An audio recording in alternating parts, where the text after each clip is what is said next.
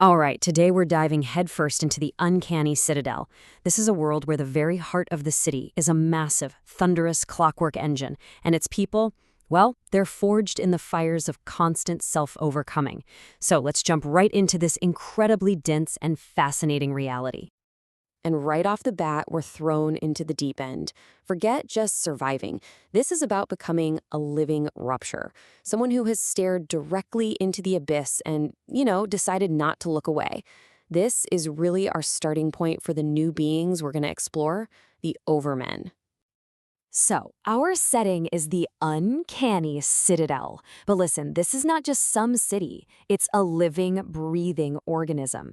Its heartbeat is literally the thunder of giant gears, and it is not some passive backdrop. This reality is a predator, and it's constantly forcing everyone in it to evolve or just get left behind. This slide just lays out the core conflict perfectly. On one side, you have the Overmen. These are individuals who actually embrace the challenge, who are constantly reinventing themselves, and who forge their own meaning from this incredible abundance of power. And on the other side, you've got the ignoble instinct, that old, lingering part of us that just craves safety, comfort, and the security of the herd. It's a fundamental battle between climbing toward the unknown and staying put on familiar, comfortable ground. So, what kicks off this whole new era? It all starts with a single, incredibly powerful decree. And for that, we have to meet the catalyst for this entire transformation, the Crimson Judge.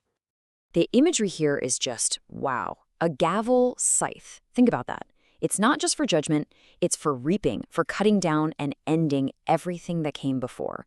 So when he strikes the firmament, it's this act of absolute cosmic finality. He's announcing a law that is going to reshape reality itself. And here it is. This is the new standard of nobility. It's got nothing to do with your family or your money anymore. It's all about spiritual toughness. That raw courage to forge your own values, even if it means completely destroying the person you used to be. So this is the metric the judge uses. The will to power isn't really about dominating other people.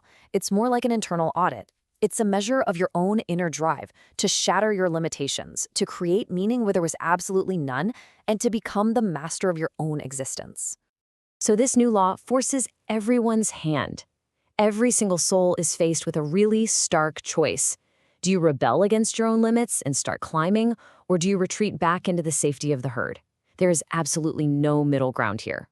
So the noble path, it's all about this chaotic, creative energy. Think of a Dionysian upheaval as this joyful, self-affirming storm that just tears down all the old, rusty structures. It is not safe. It is not calculated. It's like Prometheus stealing fire from the gods, a defiant act of creation that chooses a divine frenzy over comfort. And crucially, it actively pushes what is already falling, speeding up the decay of old ideas to make room for something new.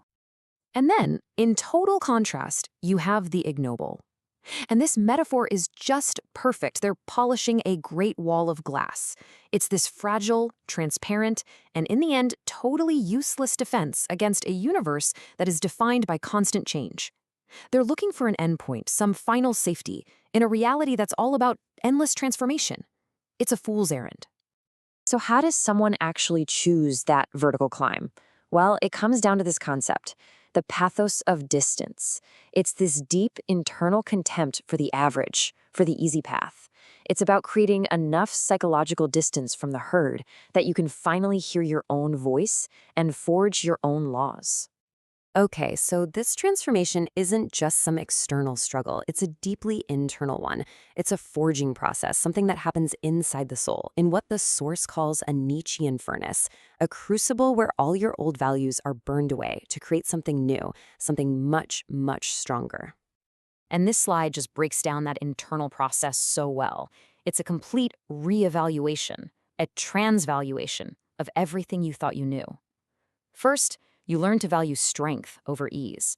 Then you toss out all those old, lifeless moral codes, the feather of dead morality. Then you take your scars, your failures, your historical stains, and you turn them into weapons. And finally, in that void, you create your own purpose from scratch. Now, this is really important. This is not about despair or throwing your hands up and saying nothing matters. No way. This is active nihilism.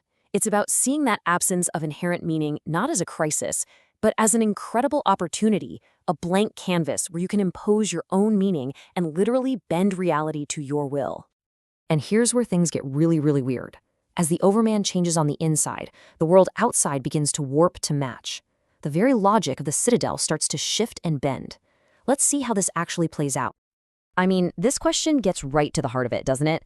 In the Citadel, the potential of a thing, its reflection, its ideal form as imagined by a powerful will, can actually become more real, more potent than what it physically is at that moment.